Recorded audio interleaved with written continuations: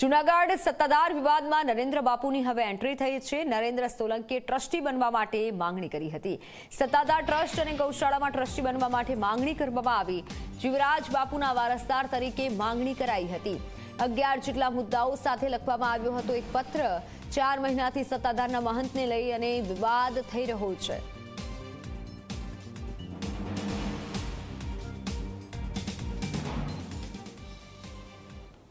છેલ્લા 3 મહિનાથી વિજય ભગતે જ્યારે મને એવું કીધું, આ બધી વાતો આગળ આવશે કે આની પાછળ તમારું નામ સંભળાય, એટલે મેં એને ત્યાં જઈને રૂબરૂપ કીધું છે, હું પુરાવાઓ આપીશ કે હવે હું તમારી પાછળ છું। ઓછામાં ઓછા 2 થી 4 વખત દિવસમાં નીતિનભાઈ પત્રકાર મિત્રોના ઘણાના ફોન આવે છે।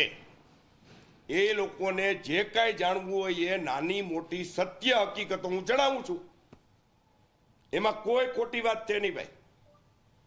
વસંતભાઈ સાથે મારે કોઈ પણ પ્રકારનો ક્યારેય વાર્તાલાપ નથી થતો, એની સાથે કોઈ જાતની ચર્ચા નથી થઈ, નથી મિલનભાઈ સાથે થઈ। મિલનભાઈએ જ્યારે પહેલો જ વિડીયો મૂક્યો ત્યારે એનો આવ્યો, એની 1 કલાક પહેલા મિલને મને ફોન કરેલો।